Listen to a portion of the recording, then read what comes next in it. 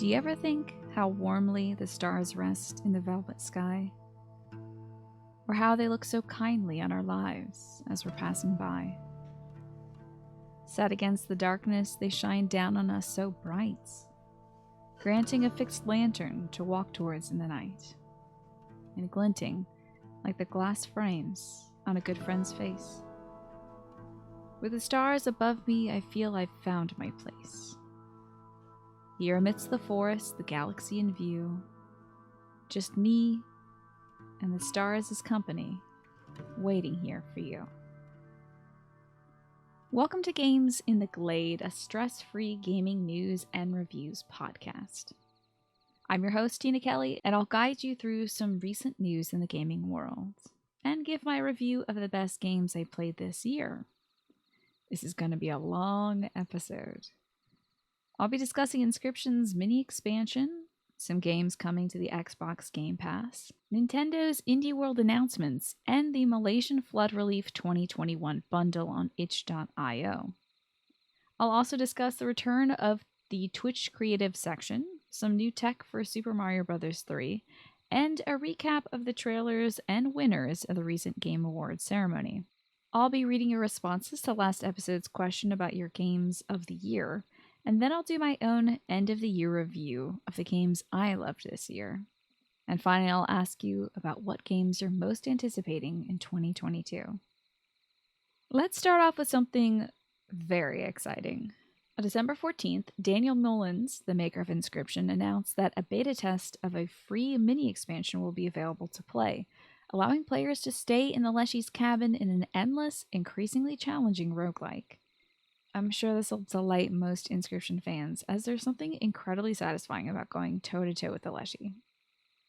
The mini-expansion is called Kaycee's Mod, referencing the in-fiction developer Kaycee Hobbs, and will offer new cards, challenges, and devlogs left by the character as she uncovered the dark secrets buried in the game. It's playable now, so give it a go. And if you'd like to discuss the new mechanics in the expansion or discuss the card balancing, you can join the Discord for the developer and comment in their channel. I'll put a link to the description of the mod, which also contains a link to Daniel Mullins Games' Discord, as well as instructions on how to access the expansion pack in the description of this episode. Those of you with an Xbox Game Pass subscription can play some new titles, as well as some good oldies starting this mid-month. Newly added on the 15th and 16th include Among Us, the popular Traitor in the Midst game, Firewatch, the first-person single-player mystery about wandering around and crushing on your coworker, Paw Patrol, for those of you with little ones, and the Record of Lotus War Metroidvania, Deedlit in Wonder Labyrinth. I had no idea, by the way, that this game came out March 27th of this year, 2021, and I don't remember hearing anyone talk about it, but Team Ladybug and WSS Playground knocked it out of the park with this one. Even if you've never seen the classic Dungeons & Dragons inspired 90s anime Record of Lotus War, give this one a try. Also, shoutouts to my cousin who loved this anime so much that he named all of his JRPG protagonists after characters from the show, which I had no idea existed, so I was rewriting his save files on the SNES he gave me and my brother and wondering who the heck Deedlit was for like 20 years. Turns out, it's a pretty good anime. But enough reminiscing. Here is what's leaving Game Pass at the end of this month: Pro Evolution Soccer 2021, The Little Acre, and Yakuza's 0, 1, and 2 Kiwami. So get your fun in before those games disappear. I've included a link to an article describing what games are coming and going in this episode's description to make it easier for you. Nintendo sprung an Indie World presentation on us on the 15th, showing off a bunch of indie titles coming out next year. For fans of The Messenger who are also into old-school JRPGs like Chrono Trigger, you'll want to look into Sea of Stars, which is a JRPG-inspired game with combat reminiscent of Chrono Trigger, and with a soundtrack contribution from Yasunori Mitsuda, the Square Classics composer. Set in the same universe as The Messenger and serving as a prequel, the game follows a lunar monk and a solar blade dancer who seek to thwart the Fleshmancer, an evil alchemist. The game is coming holiday season of next year, so look forward to that. River City Girls 2 also got an announcement at the presentation. It looks like more of the same great combat, but with an expanded roster of characters to play as and lots of upgrades. The story has some branching paths too, so there's more to explore in this sequel. That will be out summer of 2022. Last but not least, Omori is coming to the Switch. Inspired by classic JRPGs like Earthbound, Omori features turn-based combat with a twist, an emotion system that affects the character and their opponents. You can rile up enemies, bring them down, cheer them up. Whatever you do, it'll affect how you and they act. Now, Omori does deal with some very heavy topics, like depression and death, in a way that might be disturbing to some players, so please consult a content warning list before you decide to get into it. If that checks out, then you can pick it up on the Switch next spring 2022. There were a ton more games announced coming to the Switch, but I don't have time to cover them all, so please check out the showcase on YouTube to see all the additions. I'll leave a link to the video in the description. I've got another limited time itch.io charity bundle to bring to your attention, so listen up if you want a bunch of games for a cheap price. Now, recently, Malaysia's been hit with some devastating storms and flash flooding that have endangered countless lives. In order to help out, a group of Malaysian game devs have come together to raise money for Mercy Malaysia's Flood Relief Fund via a game bundle on itch.io. The bundle includes 25 games like Case Closed and An Altogether Different River. You can contribute $15 for access to one tier of those games, or $45 for the whole bundle. It's a $131.97 value, so whatever you contribute, you should know you're getting some great games for a great cause. I'll leave a link to that bundle in the description of this episode. Now for some gaming adjacent news for you. Twitch, the popular live streaming website, has brought back the creative umbrella for content like crafts, cooking, art, software, and game development, and body painting. The creative section used to be a catch-all for everything from painting to puttering around the kitchen, and it fostered a community of artists and makers from all over. Twitch initially spent resources on developing the creative section, even just a few years ago partnering creatives who had less viewers than streamers who played video games but who were still putting out stellar content. But then the spotlight faded on creatives and the section was itemized into separate groups that had no interconnection, and Twitch's focus drifted back to promoting game-based streams. Now, the creative umbrella is back, and I hope with it we see an artistic renaissance on the site that encourages more makers to do their thing. Now, how about some surprising new tech for an old game? Twitter user Boundary Break, aka She Says, the creator and host of the web series Boundary Break, discovered something new in Super Mario Bros. 3 through emulation of the game, 33 years after the game's release. By moving out of bounds towards the upper left-hand side of the map, he was able to access the Mario Bros. Stage in single player. Now, normally this content can only be accessed in two-player mode if both players stand on the same map tile and press A at the same time. If you play the stage in single player via Boundary Break's tech and you win the coin collecting minigame, which you should win because you're not competing against anyone because you're the only player. When you head back to the main map of Super Mario Bros. 3, winning will trigger a swap to Luigi for player 2. Pretty interesting stuff. It just goes to show you that there's more to games than we know. You can check out Boundary Break's video of this on Twitter. I'll put a link to it in the description of this episode. The Game Awards saw the debuts of many teasers and trailers for upcoming games. Here are a few that caught my eye. Sonic Frontiers is what looks to be an open-world, Breath of the Wild-inspired game featuring everyone's favorite blue hedgehog and coming out holiday 2022. This one felt a little strange, honestly. Seeing Sonic in a setting devoid of stylization, something hyper-real as if Jin Sakai from Ghost of Tsushima could walk through it, was a little dissonant for me. I'm looking forward to seeing what they do with this one to make it feel more Sonic-y.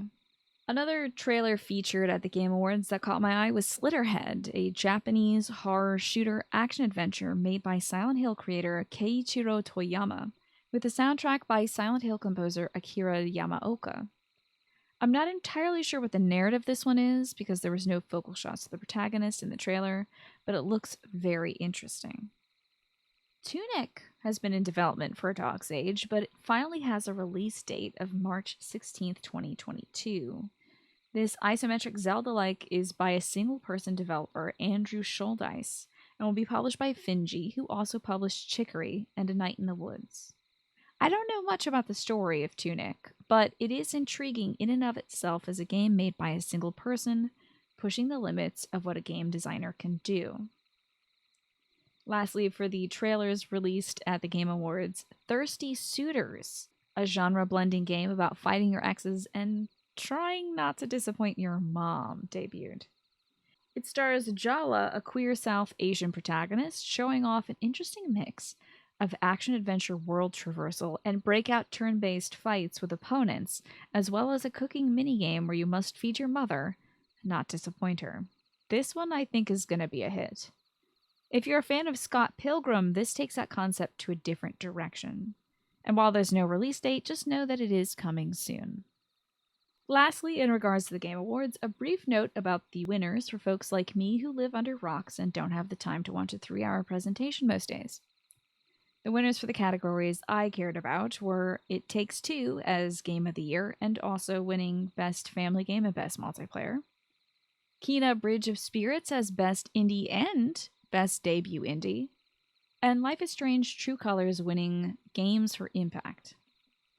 Additionally, one category I forgot to mention last time when I discussed the Game Awards was Innovation in Accessibility, which was given to Forza Horizon 5 for its incredible sign language interpreter usage, providing emotion and context to deaf and hard of hearing players in a way that subtitles cannot. Congratulations to the teams behind these winners, and a hearty congratulations to everyone who was nominated.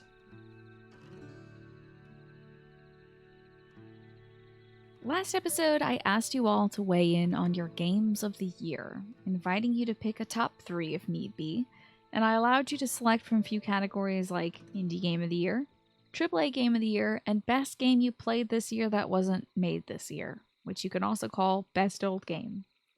I got a ton of responses on this one, and I would really like to address them all. I'm going to start with the ones from some new responders and then cover the responses given by returning commenters.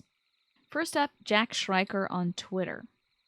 Psychonauts 2 was his favorite game overall this year, and he had waited a long time for the sequel. He also said he got hooked on Noita, an action roguelite set in a world where every pixel is simulated. It's a stunning game, and the simulation aspect gives it an almost infinite replay value. It was released last year, so this is Schreiker's best gameplay this year that wasn't made this year, which I will now be referring to as Best Old Game. Alex Kid KR on Twitter also gave his best indie pick, which went to Death's Door, a game I'm really looking forward to playing myself. It's an isometric Souls-like starring a raven tasked with reaping souls. As for Best AAA Game, Alex went with Metroid Dread, leaving Best Old Game to Final Fantasy XIV's Heaven's Word expansion. Bit of a surprise to me that Alex didn't answer with the more recent expansion, but I understand that Heaven's Word is critically acclaimed. Thank you so much for those picks, Alex. Andrew Vitro responded on YouTube saying that he usually plays very long games, or replays games he's already played, and then picks up the occasional game he has a special interest in that's a few years old. This makes picking his game of the year easier in some ways, but also makes it challenging to strike up a conversation about the topic, since his experience with games outside that selection is limited. As a side note, though, that's exactly what I do too, so you're in good company, Andrew.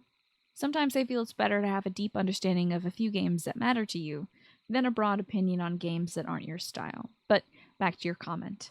Of the 3 games he played this year, Pathfinder, Wrath of the Righteous, Nier Replicant, and Endwalker, Andrew went with Pathfinder as his game of the year, saying that it wins out over the others with its grand, sweeping fantasy story that reveals itself over the course of 5 chapters.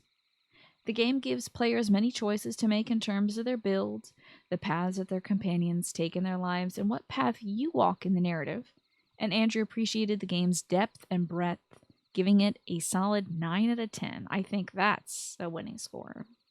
Pathfinder Wrath of the Righteous is the kind of game you can go back and play multiple times, especially if they add DLC. So I'd say it's a good pick, Andrew. Thank you for nominating it. JDizzle04 gave an account of his favorite games of the year on Twitter, and I appreciate his thoroughness. His game of the year was Stardew Valley, which he described as a cozy game that's easy to pick up and enjoy for the story that you come up with as you play, clarifying that he focused mostly on maximizing the space granted to him to turn the most profit in the shortest amount of time.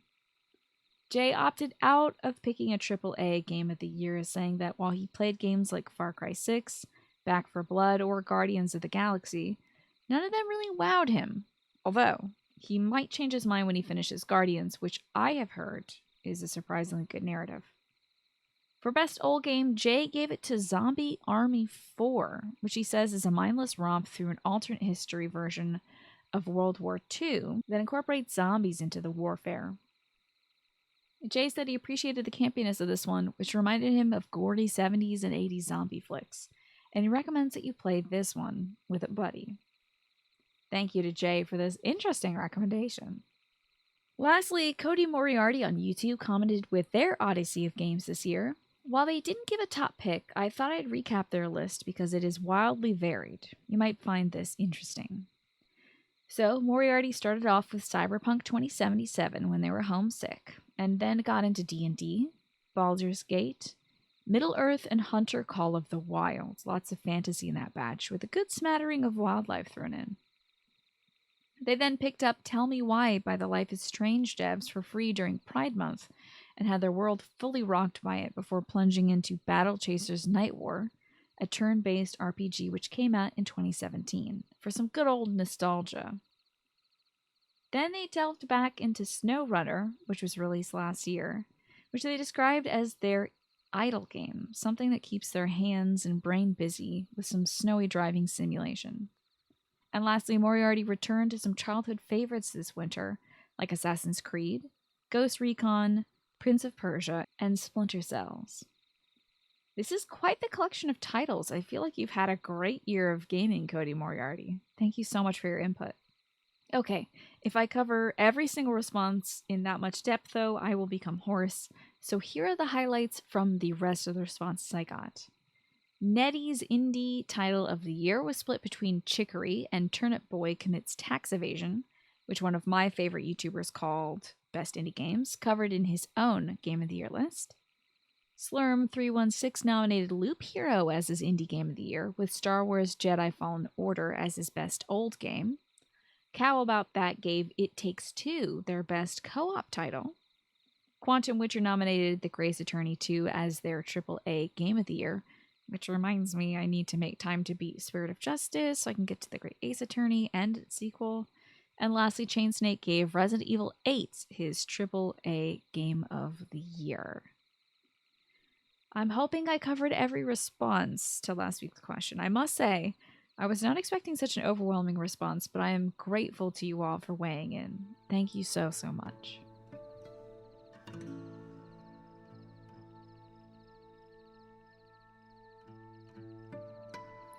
All right, now for my games of the year. First, I had to go back and look at everything I played this year, which is made a bit easier for being a streamer. All my gaming is chronicled on Twitch channel analytics websites, or at least that was the case before I started this podcast and began playing games off stream.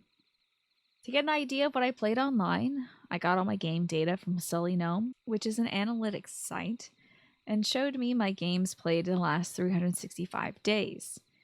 As of December 7th, I think. It was a way bigger list than I anticipated, including some games that I started in 2020 and finished earlier this year, which I ruled out. So sorry to Dead Space and Sekiro for that. I then started narrowing down the games into categories. AAA games made this year, indie games made this year, and games made in years prior that I only got around to this year. Now you might be wondering why I would include a category like that at all, but as a streamer I have an immense backlog and an aversion to streaming games on their release dates because of spoilers.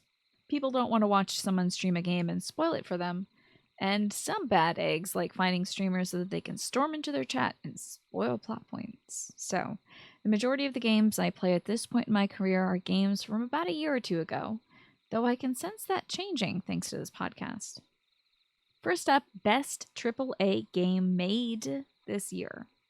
This one was easy because aside from the DLC pack for Ghost of Tsushima, I only played one AAA title that released in 2021.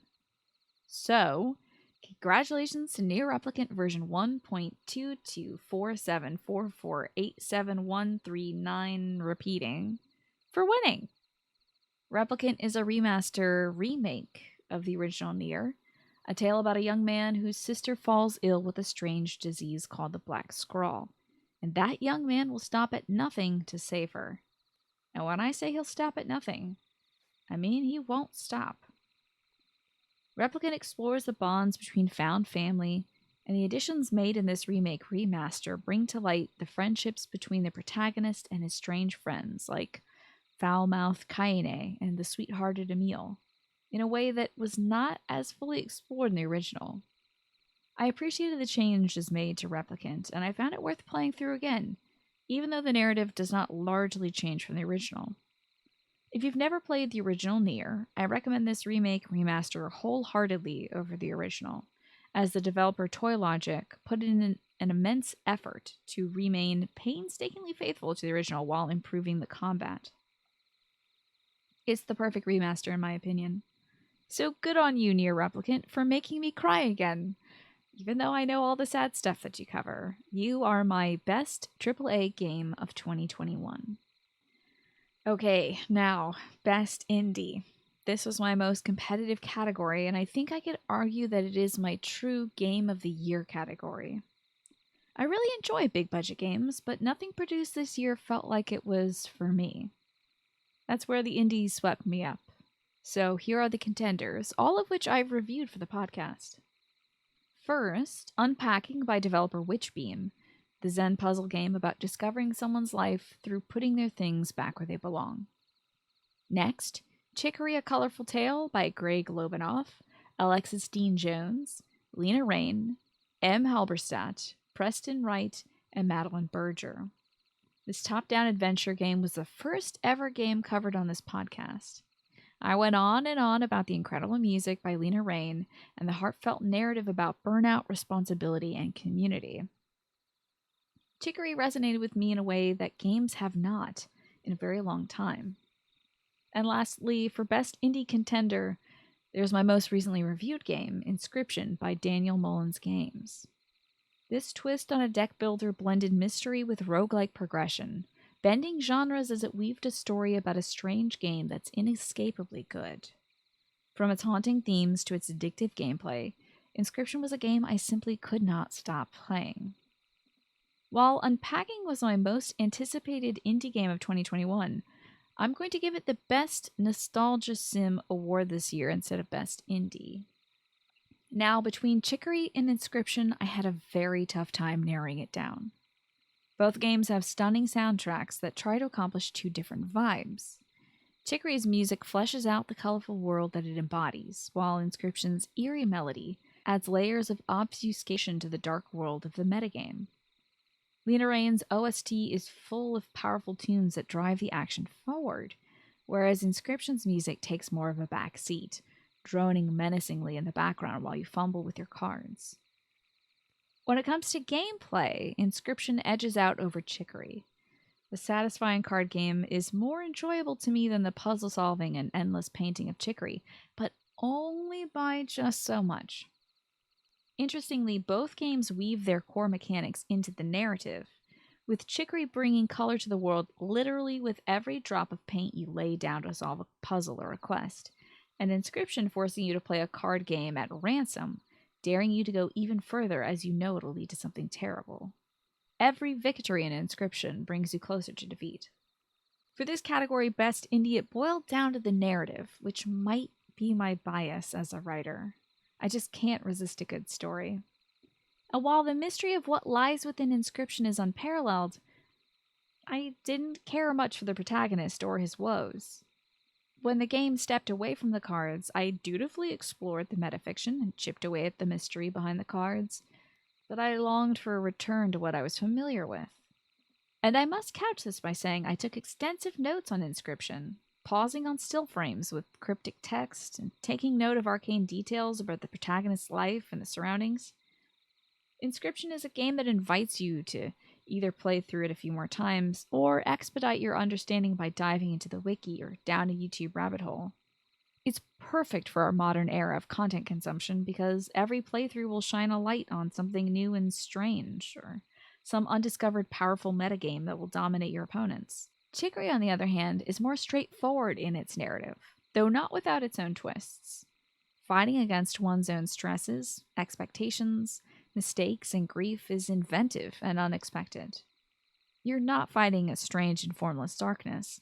You're fighting the burden of being the only thing anyone can rely on, and all the exhaustion that can come from that, which is a villain fit for a story about how it's important to be kind to yourself and rely on supportive communities when you need it. See, unlike other games that make you the hero just because fate deems it, you're a janitor who picks up a brush in Chicory, and it truly is your own actions that make you heroic, just as it's your own paint that makes the world bright. You help folks just by filling in the world, true, but this is one of the few games that I felt synergized its side quests with the main character's goal and their source of conflict. Their goal to be helpful, and their struggle to not be overwhelmed by an immense weight of responsibility. I thought about this one for a week straight, I'm not gonna lie to you. This category was very tough. When it boils down to it, though, I can say with confidence that Chicory: A Colorful Tale is my indie game of the year, and overall game of the year. It's just that good, folks. Chicory wins it for its playfulness mixed with earnesty. It's my game of the year for sheer execution of the concept. It's opened my eyes to the power of community, to the possibility of accessibility in games, and to the idea that anyone can be an artist, even little old me. So, congratulations to Chicory: A Colorful Tale. And as for Inscryption, I'm awarding it Best Deconstruction of a Genre and Best Spooky Game of 2021. That's 2 awards. All right, last up is my best game I played this year that was made in years prior. The majority of the games I played this year fell into this category, but I narrowed it down to another 3 titles. Link's Awakening, published in 2019, Fire Emblem Three Houses, also published in 2019, and Dragon Quest XI Echoes of an Elusive Age Definitive Edition, released for Windows in 2020. Link's Awakening, much like Nier Replicant, was a remake of a title released decades prior. It faithfully adapted the island of Koholint from Game Boy to Switch in stunning color and claymation-like models. It's my best remake of years past this year, although not the best old game I've played. That title must be decided between 2 anime kings, Fire Emblem and Dragon Quest. First up, Fire Emblem Three Houses, my very first tactical RPG. Honestly, I thought I was too dumb to play games like this when I was young, but look at me now, chopping it up with the best of them. The gameplay of Fire Emblem is fairly simple, I think, for a tactics game. You position units, take your turn, and hold on to your butt when the opponent's turn comes. Even in its simplicity, though, I found the gameplay to be very satisfying, and because the normal difficulty level allows you to infinitely grind missions on days you allot for battle training, I poured literally hundreds of hours into Fire Emblem Three Houses. My total game time was over 700 hours, with only 438 of those being on stream. It is the most time I've put into a game like this since I was young. I played this one on stream and went through every route, making googly eyes at the best chesty women and buff boys. I enjoyed the branching story as it gave insight into the facets of each character that may fall flat if you only play one route. But I think that no matter how much time you put into Three Houses, if you're a fan of anime, you're gonna love this anime-ass game. And then there's Dragon Quest XI, and it's hard to beat this one in terms of narrative or graphical goodness. Dragon Quest XI's cast is full of lovable characters. It's impressive that, with a cast that big, I didn't hate a single character. Not the silent protagonist or his jail buddy, nor the little red bean or the tall green bean, nor the kick woman or the randy kung fu grandpa, nor the flamboyant juggler. nor even their opponent, the stodgy knight. Everyone was well developed, which is rare for a slew of anime characters. As for the story, Dragon Quest is much more direct than Fire Emblem, offering you a few choices here or there to diverge, such as what to do about a mermaid, for instance, but has less replay value to me than Three Houses with its multiple paths and character relationships. Still, Dragon Quest XI had some surprising turns that I hadn't expected, and was delighted to experience. When it comes down to gameplay, Dragon Quest practically invented turn-based combat, and this iteration has polished that to the finest point. And don't get me started on the crafting system, a minigame that allows you to use resources to improve or make new weapons and armor. It was so dang satisfying to hit those sweet spots and land a perfect +3 pair of boxers. All in all, Dragon Quest XI Echoes of an Elusive Age Definitive Edition is what I would call the best JRPG of years past. But Fire Emblem Three Houses takes it as my best game I played this year that wasn't released this year, as well as title of Best Anime. Smelly's protagonist goes to Dmitry Alexander Blathed, who I'm pretty sure didn't shower for at least 5 years in that game. Love that big stinky man. So that's that. Chicory, Fire Emblem Three Houses, and Nier Replicant win this year from me. What an incredible year for games. I'm really looking forward to next year's releases.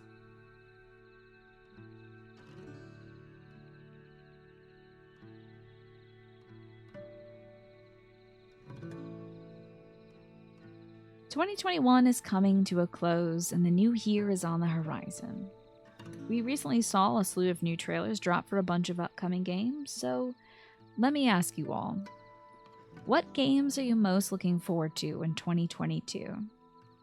If you'd like to respond, you have a few options. You can respond to the tweet I'm going to put out, or you can tweet directly at GamesInTheGlade on Twitter using the GITGasks hashtag.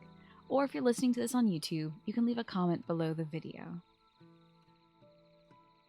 That's all I have for you today. There'll be more news and reviews every other week, so keep an eye out for updates in your favorite podcatcher or on YouTube, and follow the show's Twitter account at GamesInTheGlade for more. This podcast is supported by Friends of the Forest on Patreon, a link for which I'll leave in the description. Thanks to Puddles of Infinity for the use of their song Porches and Universes, and thank you to Titsay for the beautiful album art. And even though our time together is coming to an end, you can always find your way back here, my world-worn weary friend. There's a spot here in the clearing, in the quietude and shade, for you to relax a while and listen to Games in the Glade.